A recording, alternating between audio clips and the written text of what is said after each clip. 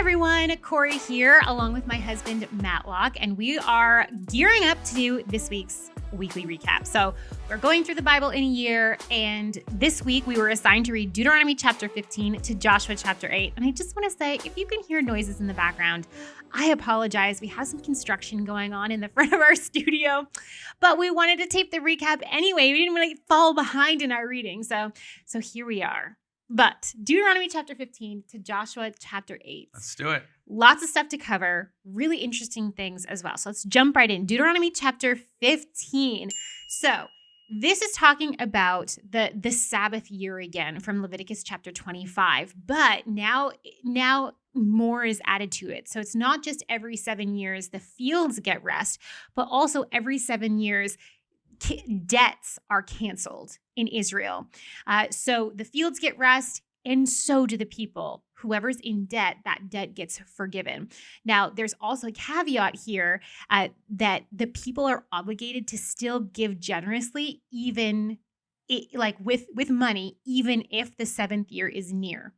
So essentially, this is telling them ignoring need is sin. So if someone comes to you and they need to borrow money, don't withhold your money for them because there's only 2 years left before you know they're right. So you might be losing money, but it's the right thing to do. Right.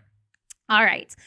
Also, slaves go free in the seventh year. Israelite slaves go free. It's their chance to walk away, or they can choose to stay as a slave as well. We can read about that in Exodus chapter 21 and Leviticus chapter 25 to go along here with Deuteronomy 15.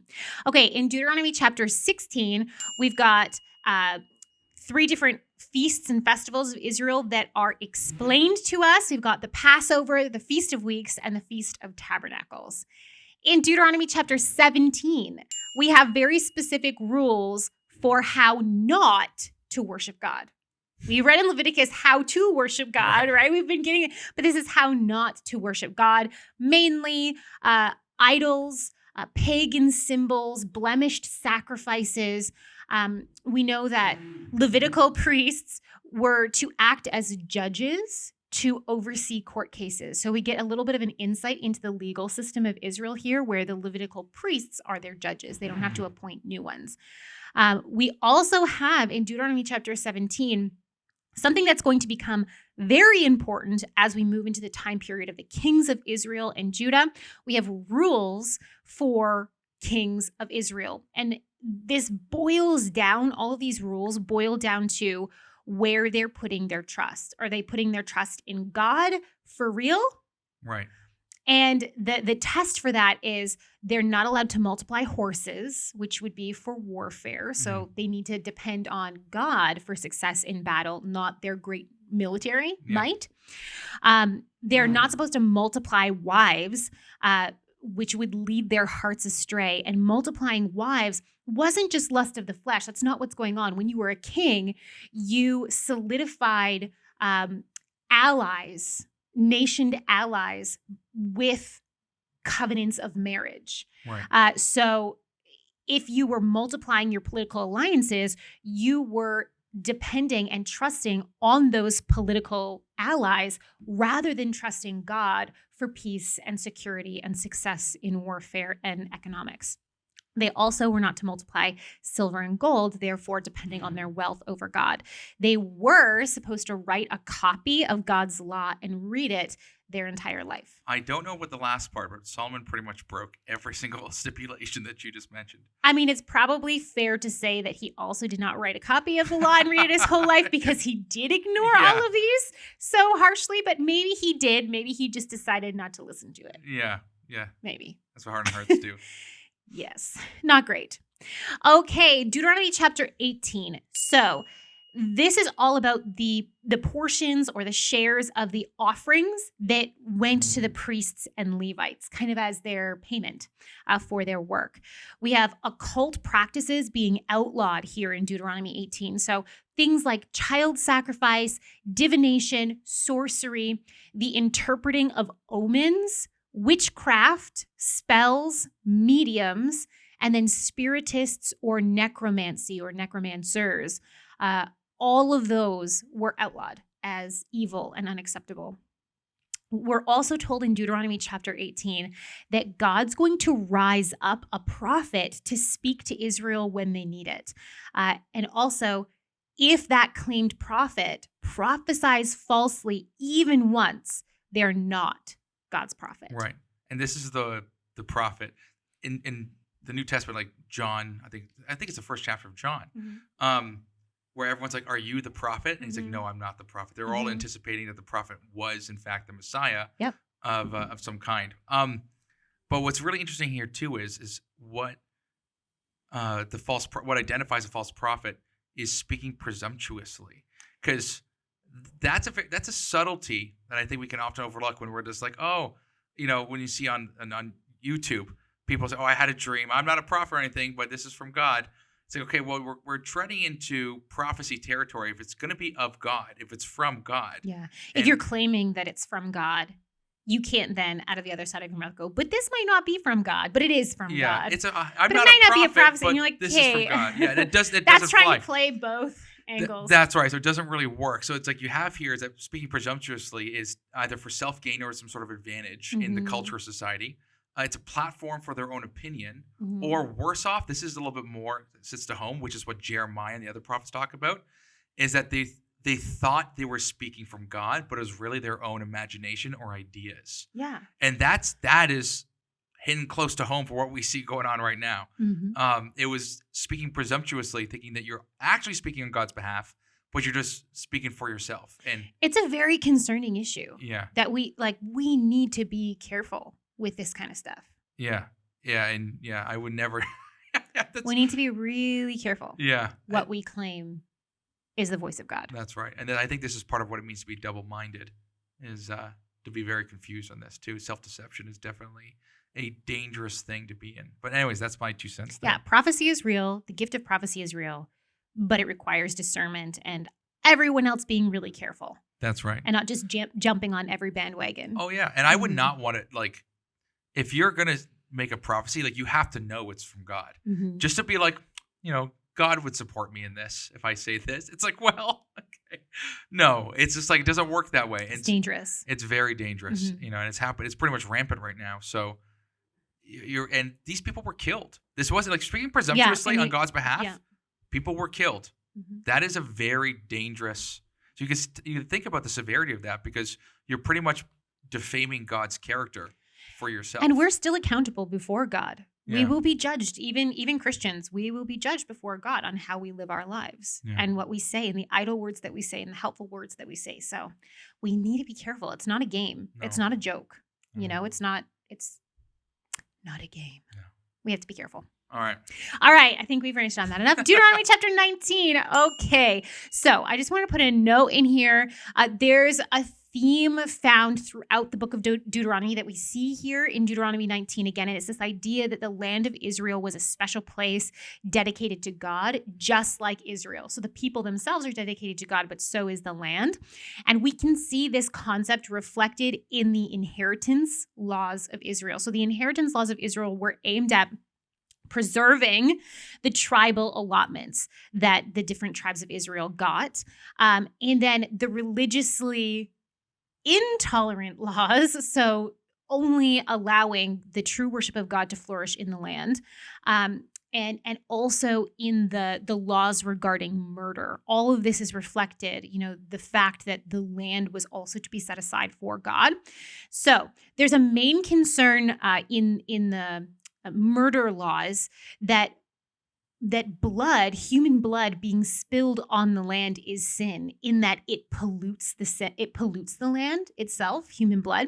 So we see this also in Numbers chapter 35. And then for the inheritance laws in terms of boundaries, we see in verse 14, it says, don't move your neighbor's boundary zone. In other words, preserve what God has given and to whom God has given it. So God is an authority over what tribal allotments you Mhm. had. And remember, this is a small territory of land. Israel's not this massive, massive country, so it was important to keep those rules there. Mhm. We learn also in verses 15 to 21 that witnesses were absolutely necessary to establish a crime, so there needed to be evidence. And also, we're told what Israel was supposed to do with a false witness, someone who lied about witnessing a crime, and that was to give the false witness the punishment that would have been given to the person they were lying about. So if you falsely accuse someone of murder, you would be treated like a murderer, so you would be executed.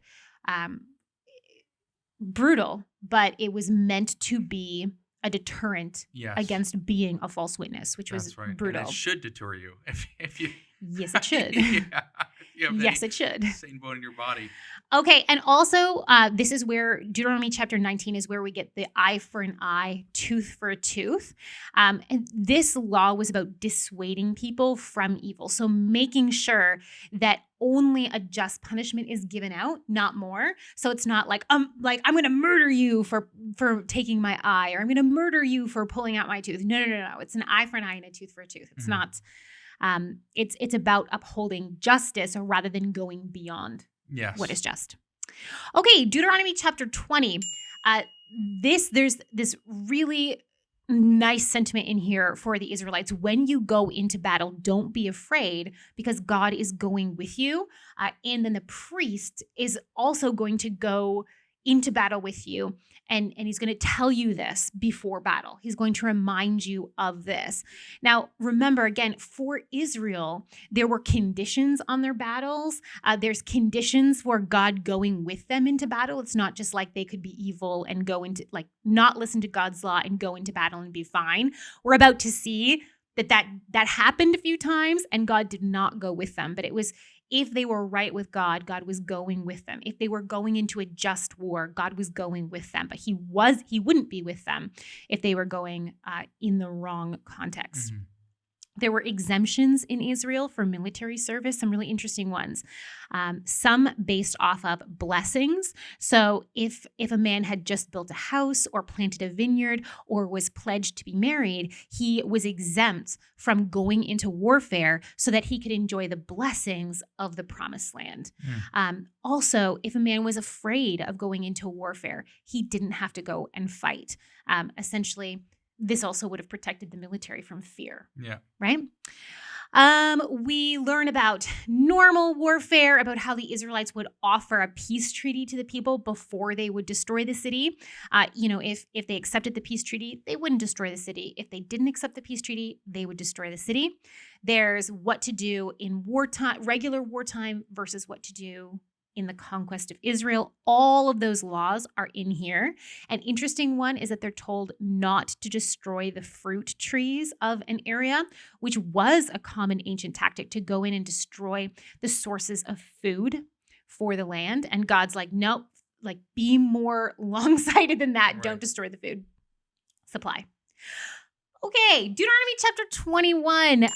There's this ritual done to absolve the land of the guilt of bloodshed in the case of an unsolved murder. So what do we do if a murder has happened, but there are no witnesses? How do we cleanse the land? And this is the answer to that. There's rules about marrying captive women, so young women who hadn't been married yet. And they were to be given a special period of mourning for their people and for their families. And then they were to embrace their new life. Symbolically, what they would do then to embrace this new life, they would shave their hair, cut their nails, they would bathe themselves, and then they would be given a new set of clothing. Then if these women were married into Israel, they were married as a wife. They were never to be sold or traded, even if the husband divorced them. Right. The Israelite husband divorced them. So they received legal protection. Interesting. There's a couple other things here too. Sure. Verses 18 to 21. What's really interesting here is that as a sign of someone who's rebellious and unrepenting, yes, there was 4 qualifications: undisciplined, stubborn, gluttonous, and drunkard. Mm-hmm. Now, I'm assuming these aren't all in tandem, because gluttonous and drunkard, you kind of you mix the two together. But undisciplined, stubborn, and gluttonous as the three things for being rebellious and unrepenting, and that was punishable by death. That is like the cool guy today. Yeah. That's like in every like high school like movie. the classic college kid or something. Yeah, exactly right. It's like the complete opposite of like what we would imagine as what would be going on here. Anyway, I just thought it was really interesting that was the case. It's so different, radically different than how we view, what's stand up and right. Yeah. But yeah, we don't live in a culture of honor and shame. No. There are still a few cultures in the East that have that honor and shame principle still left, but ancient Israel was an honor and shame culture. So your family aligns it, your family, the idea of you representing your family and your behavior either bringing honor or bringing shame to your family was a very big deal. We're more individualized as a society, where they were more group oriented and family oriented. So it's very culturally different, isn't it? Yeah. When you look at it, and some of the things we think aren't such a big deal, but they were huge. They are. Yeah, right. And they are. Yeah, you're everyone's responsibility in a sense. Mm-hmm. Also, too, here, verses 22 to 23, right after, starts talking about a hangman is cursed who hangs on a tree. Right. Man is cursed who hangs on a tree. Mm-hmm. And that, as we know, is like in the New Testament, ends up becoming a Christian, a Christ himself, I guess Christian foreshadowing, you can say, because Christ himself was hanging on a tree, and the disciples all used this because he was cursed and he died, but then he rose again and was vindicated. The irony here, I think, is that when you get into Joshua, especially Joshua 10, you'll notice that when they take over a city and they hang their king on a tree. And the irony here is obviously they take it down and they do the practice as it says in the law. Yeah. The irony here is that Christ grafted in the Gentiles, was hung on a tree, but then Christ rose from the dead and vindicated him. You have this little bit of irony here of this like Gentile Israel looking at these kings as like they were evil, but in the sense of Christ, they're cursed because God's not with them and God's allowing them to be defeated. They spoke presumptuously on this, but then God vindicated them. So we have a little bit of irony there that I thought was really interesting. But yeah. Yeah, it is. There's a lot of random and interesting laws in chapter 21. And it's the same with chapter 22, Deuteronomy chapter 22. There's more laws. Some of these have to do with our attitudes or Israel's attitudes towards animals. So they were to help a missing animal. They were to help, find a missing animal, or if they saw an animal with no owner in the wrong area and it was in danger, they were to help it. Basically, if you see it, help it. Also, there's these categories, this idea that Israel was to keep categories distinct and separate. So men and women, their clothing was supposed to be distinct. Seeds in their vineyard were supposed to be distinct, separate sections for separate plants. Plowing, they were supposed to plow with one kind of animal. So it's just like their clothing wasn't supposed to be mixed together, like different kinds of material. Keep things as they are, don't mix them. So categories and boundaries in Israel were supposed to be upheld. There's laws about what to do about certain marriage violations. So things like divorce or extramarital sexual relationships, rape. And we have to remember when we're looking at those laws specifically, this was a time and a culture in which marriage was a societal obligation. So not like today in the West where marriage is about love or lust or romance. Rather, in this time period, it was a business contract. It joined your family with another family, but it also what came with it was land and inheritance. And that was all tied up into the larger fabric of the society of Israel. So ultimately, a lot of these rules are what happens then when it becomes about lust, for example, in the case of rape. And the punishments, really interesting when you look at the punishments, they seem to bring it back to marriage being about the society within Israel. And that's just because of their land structure and the way that they were organized. Okay, Deuteronomy chapter 23, things that would exclude you from being considered a part of Israel. So a lot of these were things they should not practice, things like castration and engaging in forbidden marriages and things like that. Also being an Ammonite or a Moabite because of how these people groups treated Israel in the wilderness. But we also know that this wasn't upheld in the way we might think, because we know that Ruth was a Moabite and she was the grandmother of King David, who most definitely was considered a part of Israel. But this also may be just an interesting note. I know I'm kind of branching off.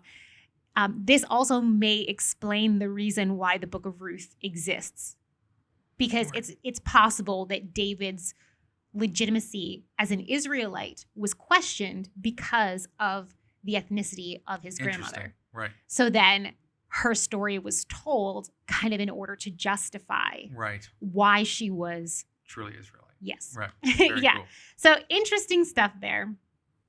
Okay. We're going to skip down to Deuteronomy chapter 24. The various laws continued.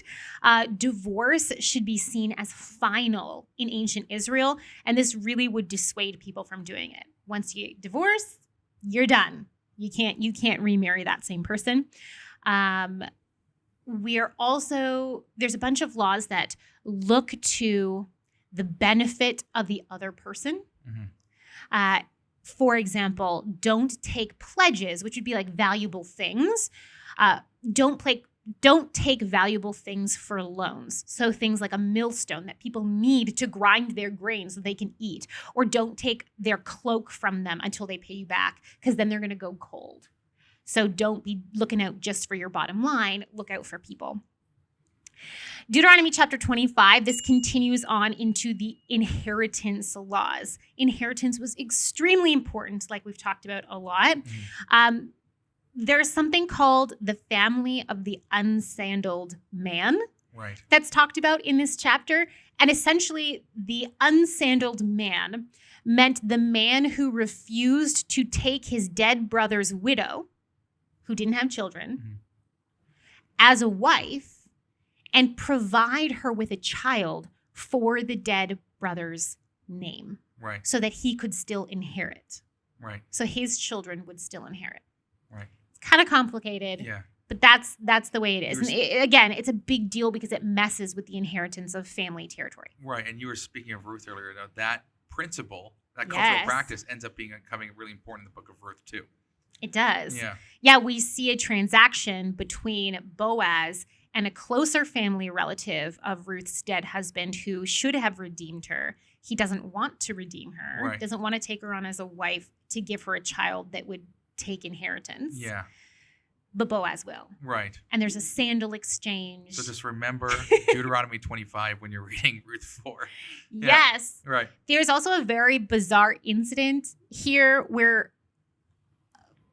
it's a similar issue in reverse, and I get a lot of questions about it. It's Deuteronomy chapter 25, verses 11 to 12, where if a woman tries to cut off the availability of a man to have children, she gets her hand cut off. So basically, she tries to castrate him herself, trying to destroy the privates of a man her husband is fighting, in other words. So this is all, this chapter is all about inheritance. Inheritance was so important to ancient Israel. Okay, chapter 26, moving right along.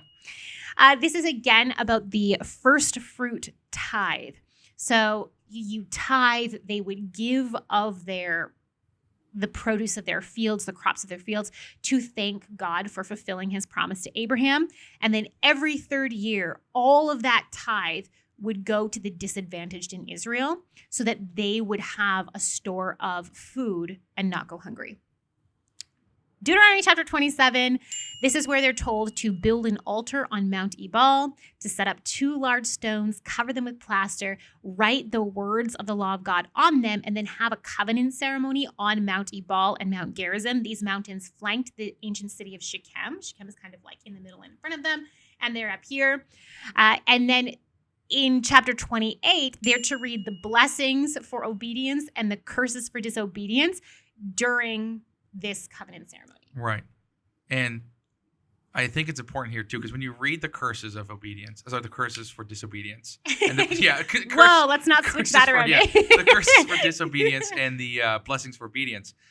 Some people, I think, this live in a very naturalistic culture, right? Mm-hmm. So some people kind of see it as like God's strong-arming them because he's right. listen. He's a bully now. He's a bully because if you don't do what I say, I'm going to do all these things to you. Right. So they kind of have no choice in the matter.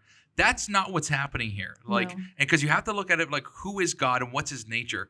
God is the basis and the essence of life, goodness, morality, justice, love, and all the things that we value that we know that are good. God's the essence of that. He is right? He is those things, the foundation of it.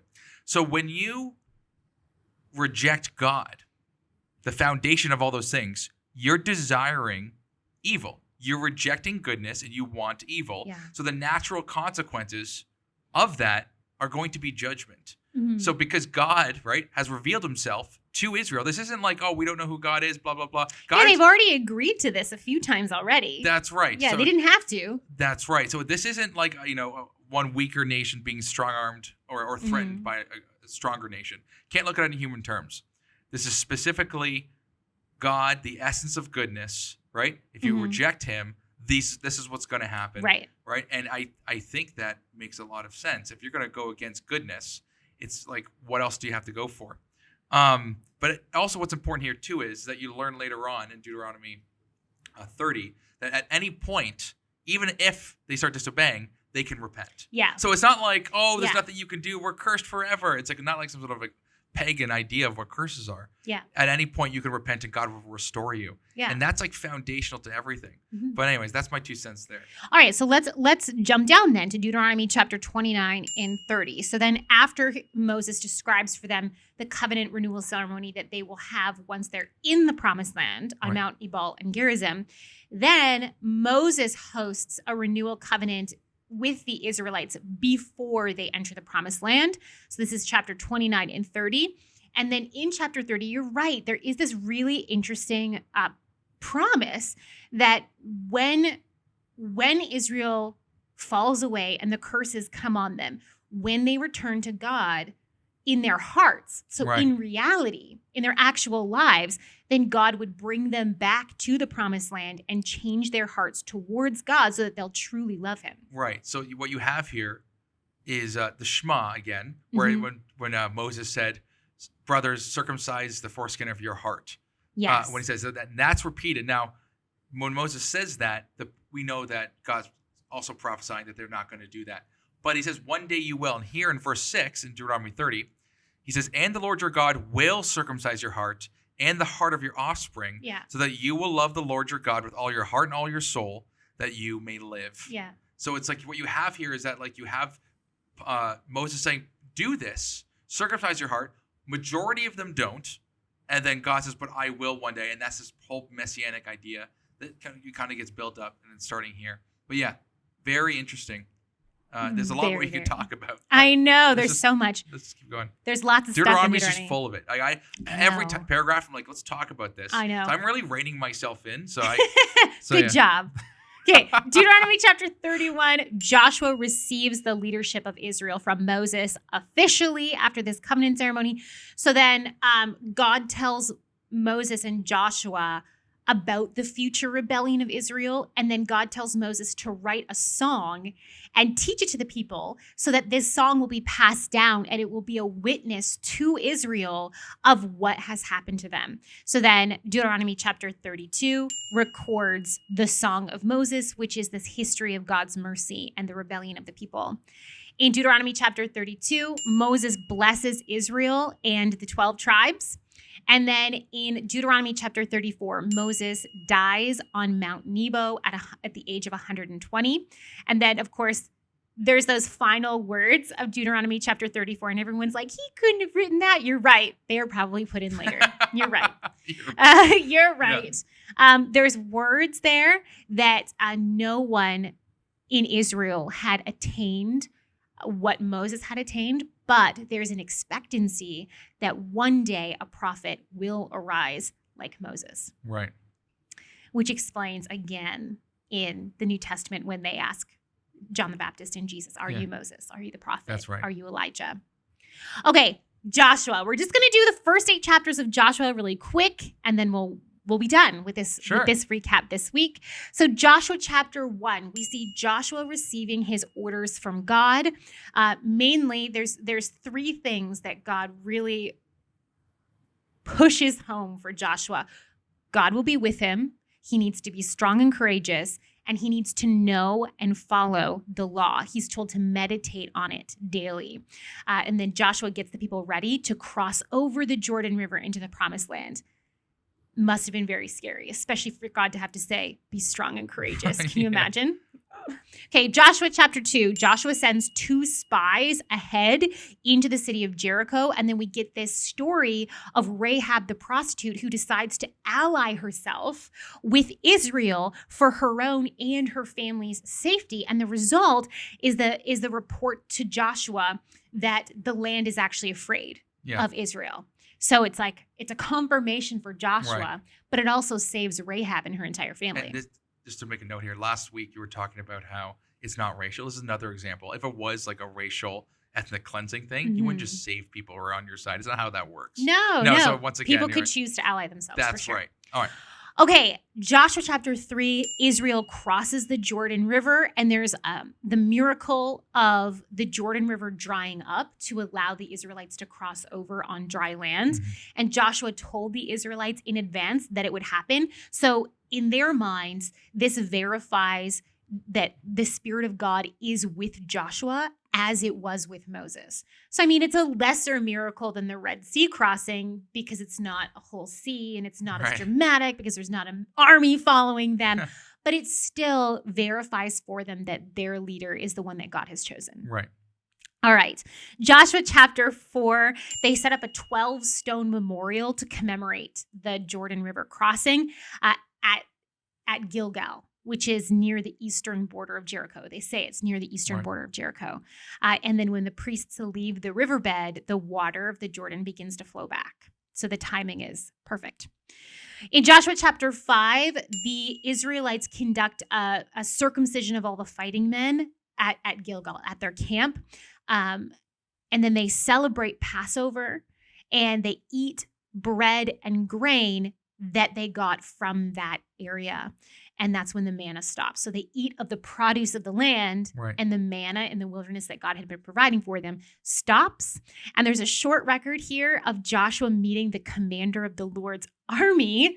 And again, this reemphasizes that it's God who's doing this judgment, not the Israelites. The Israelites are taking part in the judgment of God, but it's ultimately God's judgment. That's right. And this is, you finally, when you see the angel of the Lord in human form, people, a lot of theologian scholars, this is recognizes as the pre-incarnate Christ. Yeah.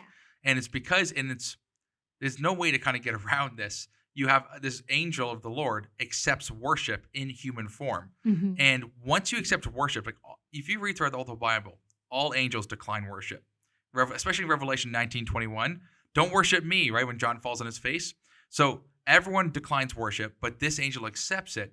And so everyone, and when you start reading, that's why during when it built up to about the Second Temple period, they started recognizing that there were these two quote unquote Yahwehs, but they were one, and they know how to reconcile it. So they had this two Yahweh theology built into their framework, early Israel.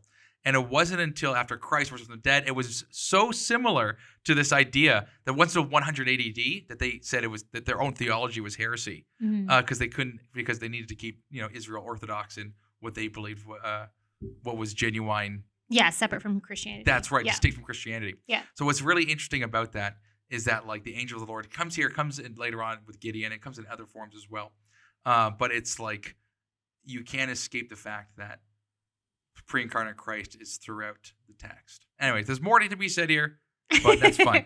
Fun stuff. It is very fun stuff. Okay, Joshua chapter 6, this is the famous battle of Jericho. Jericho is taken in a very strange way by marching around the city for 6 days. On the 7th day, they march around it 7 times and shout and blow the trumpets, and the walls collapse. And they go inside and destroy everything except for Rahab and her family. Rahab is taken back to the camp of Israel, and her and her family have to stay outside the camp of Israel. They're going to go through that mourning period that we talked about earlier in Deuteronomy. And eventually, Rahab is integrated into Israel. She's going to show up in a very important family tree later on. And Jericho was offered up essentially as a burnt offering to God. And we know this because Joshua pronounces a curse on anyone who would rebuild it. It was to remain destitute forever. Now, a later city was rebuilt, but it was not supposed to be rebuilt. Joshua chapter 7, man, this is about the failure of the Israelites at the outpost or the small city of Ai. A lot of people call this Ai. Archaeologists call it Ai. So that's what I do. But Ai, it's all the same.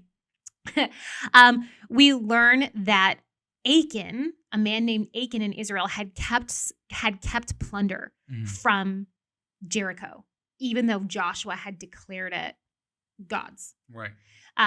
And so the Israelite army isn't clean, but they don't know this. So they go to Ai, which is such a small outpost, and they don't even send all of their men because they're like, there's no need. We just defeated Jericho. This is just a small outpost. Right. And they get beaten so bad, and they lose about 36 men. And the rule that the Israelites had previously agreed to was that if you took a thing that was devoted to destruction, you became like that thing. Yes. You became devoted to destruction. So the whole nation had lost its protection from God. The whole nation had become devoted to destruction. So when Achan is found out, he is destroyed. Right. He is judged. He is judged for that. And the last chapter, Joshua chapter 8, Ai is finally destroyed this time, and plunder is allowed to be kept by the Israelites from Ai. Then the Israelites go to Shechem, to that Mount Ebal in Gerizim, and they renew the covenant. And that's it. Is the end of Joshua chapter 8. Anything else that you want to add before we say goodbye? No, I was going to ask you to know if you had any archaeological evidence of Jericho. Oh, yes. So I know this you can find, but what do you have in mind? Yeah. Well, there's a lot, and there's a big scholarly battle over Jericho and over the dating of Jericho. Dr. Bryant Wood is an archaeologist currently. He works for the Associates for Biblical Research, and he's written a lot of articles on Jericho. So I would encourage you to look up the Associates for Biblical Research and go read some of his articles on it. Basically, there's a big question over, everyone knows that Jericho fell, but when did it fall? Did it fall at a time period when the Bible says it fell, or did it fall much later, or did it fall much earlier? Right. So timing is everything with this, but we know that it did fall. And there's even one section of the wall that didn't fall. And the Bible tells us that Rahab's house was in the wall and it didn't fall. Right. It's really interesting. But like even the way that the walls fell, it's been proven that the top mud brick walls, because it had two walls, a casemate wall, so one on the bottom of the city and one at the top of the city, and then there was a steep slope, that these walls fell outward and created a ramp essentially for Israel to for walk the in. This is the opposite of what you get from a siege. You don't have walls falling out from the opposing army. So it sounds like to me it's the biblical accurate. It's just biblical account is the most accurate, and then people are just looking for other ways around it. Yeah. So then like if it happened the way the Bible says it happened, then when did it happen? Right. Did it happen when the Bible says it happened? So I would say yes. And there's also I think scorching there's too, right? Like yeah. So everything was burned up like they said it was, right? So all the data points to something remarkably similar to what the Bible says. Remarkably similar. Yeah, so strange. Yeah. Anyways, that's cool. Yeah, look it up if you're interested. Obviously, there's a whole lot more information out there on it. But again, I would go check out Associates for Biblical Research. Okay, if you have any comments or questions, pop them in the comments below the video, and we'll get back to you as soon as we can. I hope you're having a good one. See ya. Thank you so much for watching. We want to keep producing high-quality biblical content, but we can't do it without your support. If you feel called to support us, please click the link in the description under Donate. Your support really means a lot to us.